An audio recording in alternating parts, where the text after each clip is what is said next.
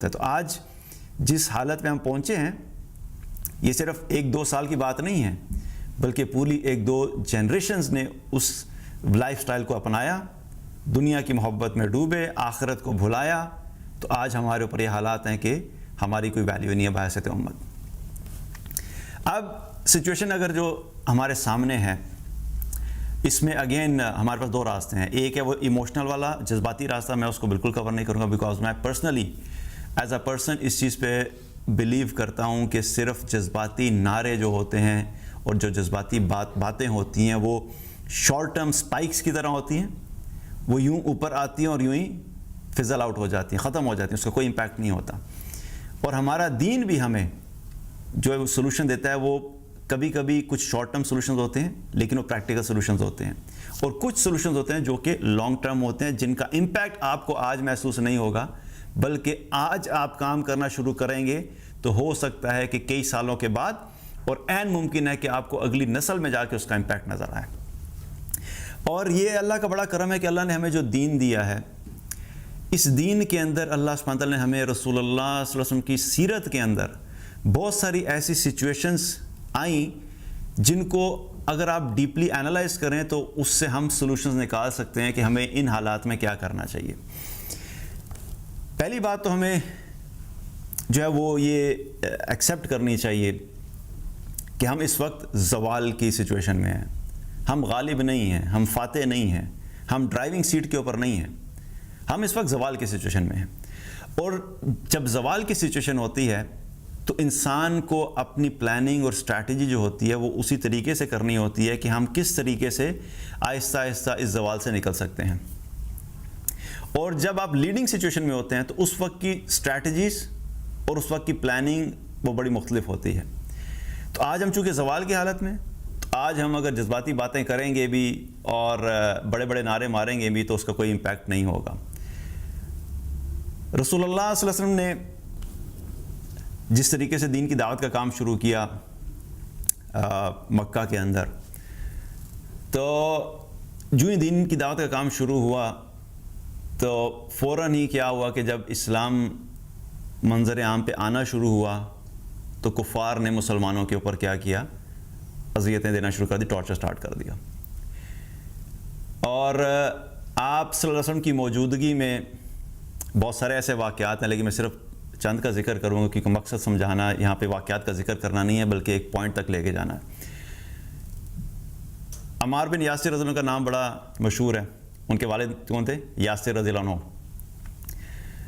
تو پہلا خاندان جن میں یاسر رضی اللہ عنہ، ان کی زوجہ جو ہیں سمیہ رضی اللہ عنہ، اور ان کے بیٹے جو ہیں وہ عمار رضی اللہ عنہ، یہ وہ پہلا خاندان ہے جن کے اوپر جو ہے وہ کفار کی طرف سے شدید ترین جو ہے وہ ٹارچر شروع ہو گیا۔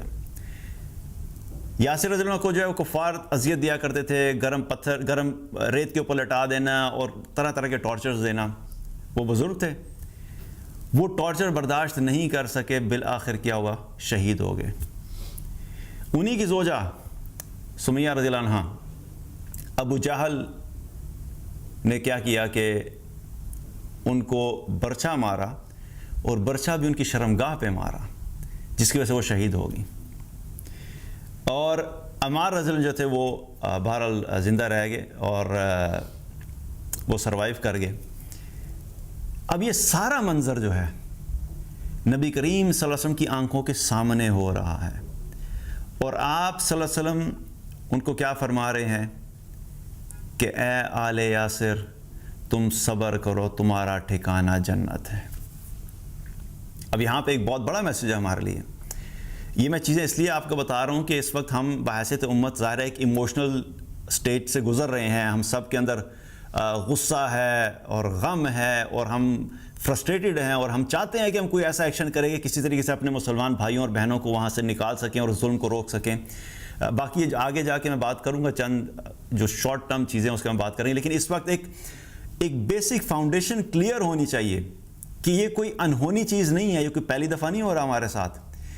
اس طرح کی سچویشنز نبی کریم صلی اللہ علیہ وسلم کے دور میں آپ کے سامنے ہو رہی ہیں، لیکن آپ صلی اللہ علیہ وسلم کو کیا کہہ رہے ہیں؟ صبر کرو، تمہارا ٹھکانہ جنت ہے۔ بات چلتی گئی، دعوت کا سلسلہ ہوتا گیا، مسلمان جو ہے وہ تعداد میں بڑھنا شروع ہو گئے، اور ساتھ ساتھ اذیتیں جو ہیں وہ بڑھتی چلی گئیں۔ جب مسلمانوں پہ ٹارچر بڑھنا شروع ہوا تو ایک سٹیج ایسی آئی کہ مسلمان فرسٹریٹ ہونا شروع ہو گئے، خاص طور پہ جب انفلوئنشل مسلمان جو تھے، جو اس وقت اسلام میں آئے، عبد الرحمن بن عوف رضی اللہ عنہ، وہ مکہ کے انفلوئنشل پرسنالٹیز میں سے تھے۔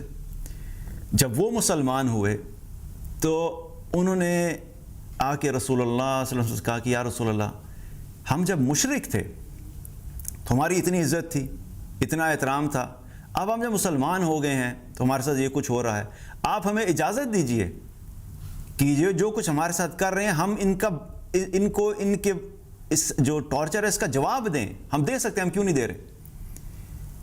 تو اس پر نبی کریم صلی اللہ علیہ وسلم نے کہا کہ مجھے ابھی اس چیز کی اجازت نہیں دی گی۔ اللہ تعالیٰ نے قرآن میں آیت اتار دی، کفو ایدیکم، ان سے کہو کہ ابھی اپنے ہاتھوں کو باندھے رکھیں۔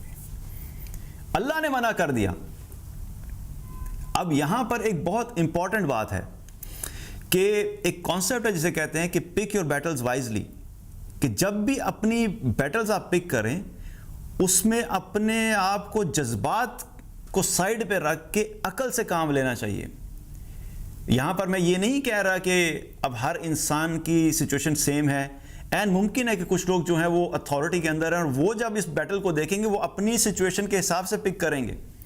میں یہاں پر صرف ان لوگوں کو ایڈریس کر رہا ہوں جو ہم عوام الناس ہیں، جو ہم اپنی ذات میں رہتے ہوئے کیا کر سکتے ہیں، میں اس لیے اس چیز کے اوپر بات کر رہا ہوں۔ وہاں پر کیا فرما دیا گیا؟ اللہ نے منع کر دیا کہ نہیں، ان سے کہو کہ اپنے ہاتھوں کو باندھے رکھے۔ کیوں؟ کیونکہ ابھی تم پاور میں نہیں ہو، ابھی تمہارے پاس اتھارٹی نہیں ہے، ابھی تمہارے پاس کنٹرول نہیں ہے، ابھی تمہارے پاس اتنے ریسورسز نہیں ہیں کہ تم جا کے ان کا مقابلہ کر سکو۔ تو اللہ سبحانہ وتعالیٰ نے کیا کیا؟ منع کر دیا۔ اور پھر اسی آیت میں اس بات کے بعد اللہ سبحانہ وتعالیٰ نے جو بات بتائی وہ بڑی امپورٹنٹ ہے۔ ساتھ ہی کیا حکم دیا کہ ان سے کہہ دیجئے کہ واقیموا الصلاۃ وآتوا الزکاۃ، اپنے ہاتھوں کو باندھے رکھو اور نماز قائم کرو اور زکوٰۃ ادا کرو۔ آج کتنی عجیب بات لگتی ہے نا یہ۔ ذرا ہم تھوڑی دیر کے لیے اپنی اس کرنٹ سچویشن کو دیکھ لیں کہ آج بھی امت مسلمہ بہت سارے لوگ آپ کو ملیں گے جو جب آپ ان کو کہیں گے نا دیکھو اس وقت جو سچویشن ہے اس میں ایک کام کرو، نماز قائم کرو، زکوٰۃ ادا کرو، تو سب سے پہلے کہنے والے کے اوپر چڑھ دوڑیں گے کہ تم مولوی تو ہو ہی 2 نمبر ہو، تم بکے ہوئے ہو، تم تو ڈرپوک ہو، اور تم لوگ تو لوگوں کو بھی بزدل بنا رہے ہو اور لوگوں کو باہر نکالو اور یہ کرو۔ اللہ کیا کہہ رہے ہیں؟ ہماری عقل زیادہ ہے یا اللہ سبحانہ تعالیٰ کا علم جو ہے وہ زیادہ ہے؟ اللہ سبحانہ تعالیٰ وہاں پہ اسی سچویشن میں نبی کریم صلی اللہ علیہ وسلم کے سامنے ظلم ہو رہا ہے، صحابہ کے سامنے لوگوں کو شہید کیا جا رہا ہے اور ان کو ٹارچر دیا جا رہا ہے، لیکن ابھی حکم کیا دیا جا رہا ہے کہ ان سے کو کہ اپنے ہاتھ باندھے رکھیں اور ساتھ ساتھ 2 کاموں پہ فوکس کریں۔ اقیم الصلاۃ، نماز قائم کرو۔ بھئی نماز قائم کرنے کا یہاں سے کیا کنیکشن ہے؟ ابھی تم لوگ کمزور ہو ایمان کے اعتبار سے، تمہیں جب حی علی الصلاۃ، حی علی الفلاح کی صدا دی جاتی ہے تو تم نماز کے لیے تو اٹھتے نہیں، اور جب اللہ کہتا ہے کہ صبح کے وقت اپنی نیند کو قربان کرو نماز پڑھنے کے لیے، تم نیند قربان کرنے کے لیے تیار نہیں، اپنے دوستوں کی کمپنی چھوڑنے کے لیے تیار نہیں، تم ٹک ٹاک پہ بیٹھ کے سارا دن گزارتے لیکن نماز کے لیے اٹھتے نہیں۔ تو ایسی قوم کو جب کہا جائے گا ہاں بھائی جاؤ جا کے ادھر جا کے جو ہے وہ دشمن کے خلاف کھڑے ہو جاؤ، واٹ ڈو یو تھنک جا کے کھڑے ہوں گے؟ جو اپنے نفس کو اللہ کے سامنے کھڑا کرنے کی ہمت نہیں رکھتا وہ دشمن کے سامنے کیا کھڑا ہوگا جا کے؟ تو اللہ سبحانہ تعالیٰ نے کیا فرمایا؟ اقیم الصلاۃ، نماز قائم کرو۔ نماز کا فائدہ کیا ہوگا؟ نماز انسان کو اللہ کی اطاعت سکھاتی ہے، نماز انسان کے اندر اللہ کی عظمت کا احساس پیدا کرتی ہے، نماز انسان کے اندر یہ احساس پیدا کرتی ہے کہ اللہ میرا مالک ہے، نماز انسان کو اللہ کے سامنے جھکاتی ہے۔ انسان جب نماز پڑھتا ہے تو قیام کی حالت میں احساس ہوتا ہے کہ میں اللہ کے سامنے کھڑا ہوں، رکوع کرتا ہے تو اس کا جسم اللہ کے سامنے جھکتا ہے، سجدہ کرتا ہے تو اس کا جسم اللہ کے سامنے جھکتا ہے۔ یہ ساری پریکٹس کیوں ضروری تھی؟ کہ انسان کے دل میں، مسلمان کے دل میں اللہ کی عظمت جب آئے گی تو تبھی اللہ کے حکم کی عظمت آئے گی. جو انسان اللہ کی عظمت دل میں نہیں رکھتا اس نے اللہ کے حکم کو کیا ماننا ہے؟ اور جو انسان اللہ کے اس حکم کو نہیں مان سکتا کہ نماز ادا کروں، وہ جا کے بڑا والا حکم جو اس کو کیسے فالو کرے گا؟ تو مقصد بتانے کا کیا ہے کہ نماز پہ فوکس کرو تاکہ تمہارے دل کے اندر تمہاری جو پروگرامنگ ہے مائنڈ کی وہ چینج ہو کہ اللہ میرا خالق ہے، میرا مالک ہے، میرا رب ہے، اور تمہاری محبت کی انتہا اس حد تک چلی جائے کہ جب اللہ تمہیں کہے کہ نماز پڑھو تو تم نماز پڑھنے کے لیے تیار ہو جاؤ. جب اللہ کسی خاتون کو کہے کہ پردہ کرو تو وہ پردہ کرنے کے لیے تیار ہو. جب اللہ تمہیں کہے کہ مال خرچ کرو تو مال خرچ کرنے کے لیے تیار ہو. اور پھر جب اللہ تمہیں کہے کہ اپنی جان اللہ کی راہ میں دو تو تم اللہ کی راہ میں اپنی جان دینے کے لیے بھی تیار ہو جاؤ. وہ پروگرامنگ تو پہلے پوری کرو اپنی. اللہ نے کیا حکم دیا؟ نماز پہ فوکس کرو.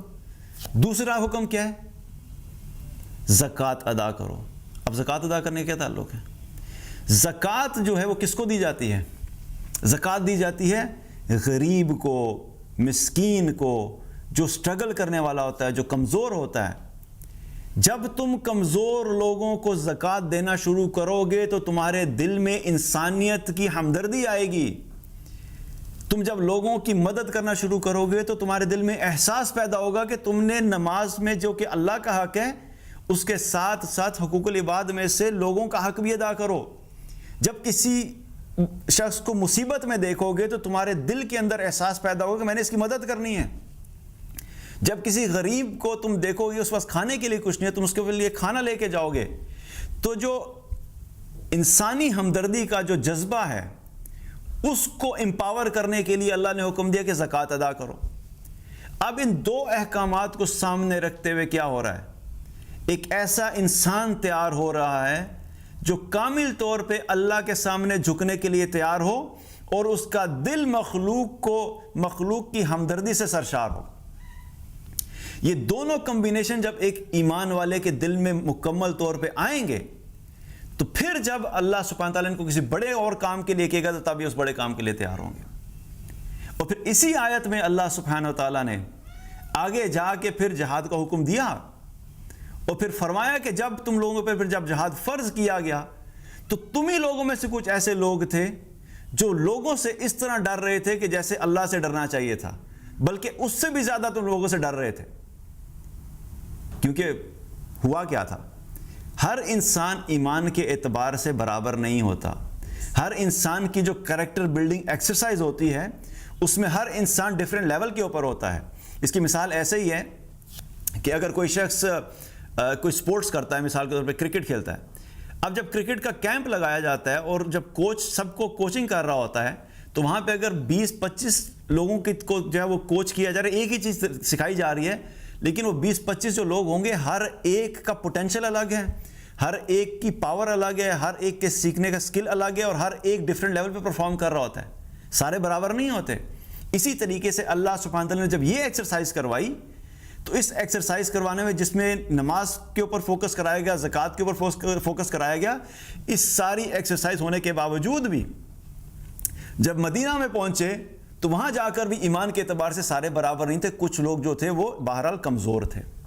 منافقین کی بات نہیں ہو رہی، مسلمانوں کی بات ہو رہی. جو منافقین ہیں وہ تو الگ ہیں، لیکن with in Muslims as well مختلف مسلمان ایمان کے اعتبار سے مختلف تھے. ہر کوئی بہادر نہیں ہوتا، ہر کوئی رسک ٹیکر نہیں ہوتا، ہر کوئی فرنٹ لائن پہ کھڑا ہو کے دشمن کو فیس کر نہیں سکتا. ہر ایک کے ایمان مختلف ہوتا، لیکن بہرحال ہے وہ مسلمان تھے. تو مقصد یہاں پہ بتانے کا کیا ہے؟ جو میں پوائنٹ یہاں پہ ریز کرنا چاہ رہا ہوں، پوائنٹ یہاں پہ ریز کرنے کا یہ ہے کہ اس وقت جو ایک اکثریت جو عوام الناس ہے جس کے اندر ایک فرسٹریشن ہے کہ ان کو لگتا ہے کہ ہم بالکل بے بس ہیں، ہم کچھ کر نہیں سکتے. تو یاد رکھیے کرنے کا کام ہے. کرنے کا کام یہ ہے کہ اپنی ذات کے اوپر، اس چیز کے اوپر اپنے نفس کو اللہ کی اطاعت کا عادی بنائیں، اپنی اولاد کو اللہ کے اطاعت کا عادی بنائیں، تاکہ ہم وہ فاؤنڈیشن بلڈ کر سکیں جس کی بنیاد کے اوپر آنے والی نسل میں ایسے لوگ نکلیں گے کہ پھر جب ان کو کوئی بڑا کام دیا جائے گا تو وہ اس کو تیار کرنے، اس کو اپلائی کرنے کے لیے تیار ہوں گے. اس وقت ہم لوگ جس حالت کے اندر ہیں بحیثیت مسلمان، ہمارے حالات اس وقت جو ہیں وہ کچھ بھی نہیں ہیں. آپ خود سوچیں کہ جس امت کی لڑکیاں ٹک ٹاک کے اوپر کپڑے اتار کے ناچ رہی ہیں، کل کو انہی مسلمان لڑکیوں نے مائیں بننا ہے. جب یہ مائیں بنیں گی اور اگر یہ ہدایت والے رستے پہ نہیں آتی تو ان میں سے جو اولاد پیدا ہوگی آپ ان سے ایکسپیکٹ کرتے ہیں کہ وہ جا کے مسلمانوں کی خیر خواہی کریں گے؟ تو آج کیا کام ہے کرنے کا؟ اپنے ان بھائیوں اور بہنوں کو بتانے کی ضرورت ہے کہ اللہ کا واسطہ ہے, اللہ کی اطاعت والی زندگی میں آؤ. ان مردوں کو بتانے کی ضرورت ہے کہ تمہارا مقصد زندگی صرف پیسہ کمانا نہیں ہے, بلکہ امت مسلمہ کے لیے خیر خواہی کا کام کرنا ہے. جہاں جب مسلمانوں کو سٹرگل کرے, مسلمانوں کی مدد کرنا ہے. ان لڑکیوں اور عورتوں کو بتانے کی ضرورت ہے کہ تمہارا کام یہ ٹک ٹاک کے اوپر آ کے ڈانس کرنا نہیں ہے. تم مسلمان عورتیں ہو, اللہ نے تمہیں ایک شرف دیا ہے, تمہیں رسپانسبلٹی دی ہے, تم نے ایک نسل تیار کرنی ہے. جس نسل کو تیار کرو گے تو اگلی نسل میں جا کے چینجز آئیں گی. یہی کام اللہ نے صحابہ سے مکہ میں کروایا تھا. مکہ میں اللہ سبحانہ تعالیٰ نے صحابہ جو تھے ان کے ایمان کو تیار کروایا تھا. پھر وہی صحابہ اور وہی صحابیات, ان سے جو آگے نسل نکلی, وہ نسل تھی پھر جس نے جا کے پھر پوری دنیا کے اوپر حکومت کی. آج ہم اسی زوال کا شکار ہیں. جب تک ہم اپنی فاؤنڈیشنز ٹھیک نہیں کریں گے, ہم جذباتی نعروں سے اور جذباتی باتوں سے ان حالات سے نکل نہیں سکتے. اب یہاں پر ایک چیز اور امپورٹنٹ ہے, کلیئر کر دوں کہ جب اللہ نے فرمایا کہ کفو ایدیکم, ان سے کو اپنے ہاتھ باندھے رکھیں, تو اس کا مطلب یہ نہیں ہے کہ اپنے ہاتھ پہ ہاتھ دھر کے بیٹھ جاؤ. میں آپ کو یہ نہیں کہہ رہا ہوں, please don't take me wrong, because وہ کیا ہوتا ہے کلپس آدھے اٹھا لیتے ہیں لوگ, اور وہ پھر وہ کیا کرتے ہیں, جی دیکھیں جی یہ تو مولوی صاحب کہہ رہے ہیں کہ کچھ کرنے کی ضرورت نہیں, بغیر بیٹھے رہو. اللہ سبحانہ تعالیٰ نے کہا کہ ابھی ہاتھ باندھے رکھو, کیونکہ اس کے ساتھ ساتھ ایک پروسیس چل رہا ہے, اس امت کو بلڈ کرنے کا پروسیس چل رہا ہے. وہ کیا تھا؟ مکی دور میں صرف دعوت اور تبلیغ کا کام ہو رہا تھا, اور کوئی ہمیں ایسا غزوہ نہیں ملتا, کوئی جنگ نہیں ملتی جہاں پہ مسلمانوں اور کفار کے درمیان ہیڈز آن کوئی مقابلہ ہوا ہو. مدینہ میں جا کے سب کام سٹارٹ ہوا, لیکن اس کا مطلب یہ نہیں تھا کہ مکہ میں کوئی کام ہو نہیں رہا تھا. مکہ میں ساری جو چیز چل رہی تھی وہ کیا تھی؟ وہ کریکٹر بلڈنگ ایکسرسائز چل رہی تھی. سارا فوکس کریکٹر بلڈنگ کے اوپر تھا. جو مسلمان ہو چکے ہیں ان کے ایمانوں پہ کام کیا جائے, جو مسلمان نہیں ہوئے ان کو اسلام میں لایا جائے, تاکہ زیادہ سے زیادہ لوگوں کو اللہ سے کنیکٹ کیا جائے, ان کے اندر اللہ کی محبت لائی جائے, اللہ کی عظمت لائی جائے, آخرت کا احساس پیدا کیا جائے, ان کو بتایا جائے کہ ایک جنت ہے, اور ان کو بتایا جائے کہ ایک جہنم ہے, مرنے کے بعد ایک زندگی ہے, اصل مقصد تمہارا اس زندگی میں کامیاب ہونا ہے. اس کو سامنے رکھتے ہوئے, فوکس کرتے ہوئے اپنی دنیا کی زندگی کو بہتر کرنا. یہ سارا کام مکہ میں ہو رہا تھا. اور 13 سال رسول اللہ صلی اللہ علیہ وسلم کی جو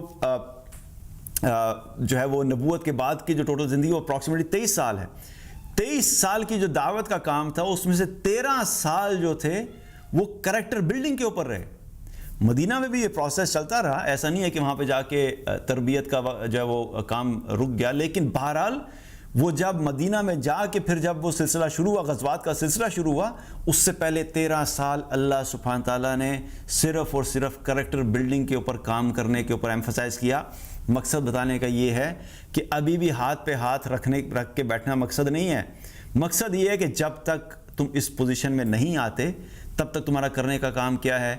اپنے آپ کو, اپنے گھر والوں کو, اپنی اگلی نسل کو اللہ کے ساتھ کنیکٹ کرو, ان کے دلوں میں اللہ کی عظمت کا احساس, ان کو اللہ کی پہچان کراؤ, ان کو اپنی زندگی کا مقصد بتاؤ, تاکہ جب ایک پوری نسل اس چیز کے اوپر تیار ہوگی تو اللہ کی رحمت سے امید ہے کہ انشاءاللہ ایک وقت آئے گا جب ہم دوبارہ اس حالت میں ہوں گے جو ایک امت مسلمہ کے طور کے اوپر ہم ایک لیڈنگ سٹیج کے اوپر, ڈرائیونگ سیٹ کے اوپر ہوں گے انشاءاللہ.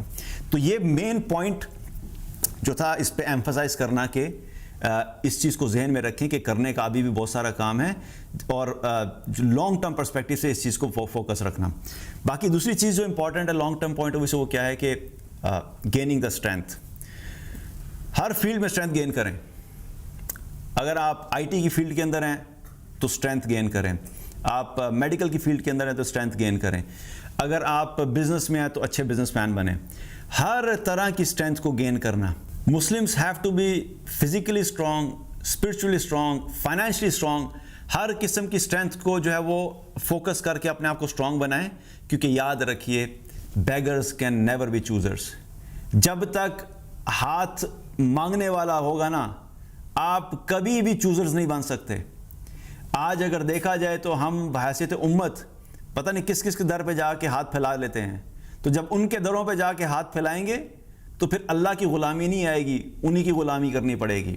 اور پھر جب ان کی غلامی کریں گے تو پھر ان کی ٹرمز کے اوپر ہوگی, وہ آپ کی ٹرمز پہ نہیں ہوگی. اسی لیے اپنے آپ کو مضبوط بنائیں تاکہ لوگوں کی غلامی سے نکل کے اللہ کی غلامی اختیار کریں. تو دوسرا پوائنٹ امپورٹنٹ یہ ہے کہ ہر طرح کی اسٹرینتھ کو گین کریں اور حلال طریقے سے کریں, اچھی انٹینشن سے کریں. مال اس لیے نہیں کمائے کہ میں نے جو ہے وہ اپنے دوستوں کی جو ہے وہ سرکل کے اندر سب سے آگے ہونا ہے کہ میرے پاس جو ہے وہ لیمبورگینی اور فلاں کے پاس جو ہے وہ تو BMW ہے. اس کمپٹیشن اور اس ریس کی وجہ سے مال نہیں کمائیں. مال اس لیے کمائیں کہ جب اللہ مجھے مال دے گا تو میں مسلمانوں کی اور انسانوں کی خیر خواہی میں اس مال کو لگاؤں گا تاکہ لوگ جو اس وقت سٹرگل کر رہے ہیں ان کو سٹرگل سے نکالنا ہے.